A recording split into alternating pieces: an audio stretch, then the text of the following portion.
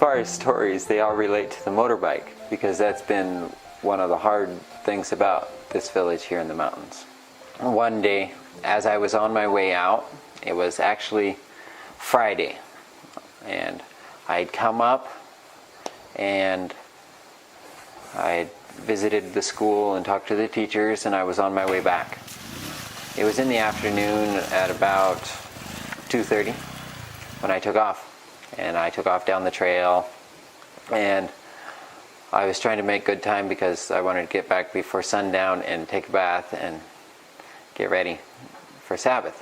So as I was going down, the chain on the motorbike got real loose and was trying to fall off all the time. And so I tried to tighten it up and found that the tensioner on the chain had broken. So I couldn't tighten it up. I figured if I just drive real careful and straight, I can keep the chain on and keep going. And so I was driving along, and I got in about 3 miles from getting to the end. And I came down into a big mud bog, and I was stuck out in the middle, and it wouldn't go anywhere. And someone from a truck going through there had dropped a rice bag in the rut. And my tire caught it and wound it up in my chain and gear and sprocket and everything. So I was not very excited about the whole thing in the middle of the mud. So I pulled and dragged and carried the thing to the other side of the mud area and tried to extract the rice bag out of the wheel. And finally, after working on it for about half an hour, I got the rice bag out and was ready to head on down the road. I didn't go more than 10 feet into the next section of mud, and the bike just quit. No reason, just quit. It had never done that before, and so I hopped off, and I was like, so what's wrong now? It wouldn't start for anything. So I put down the kickstand, stepped off, and was just trying to decide what to do when my eye caught the master link on the chain. The master link had come off. The main part of it was still in the chain, but the clip and the keeper on the one side had come off.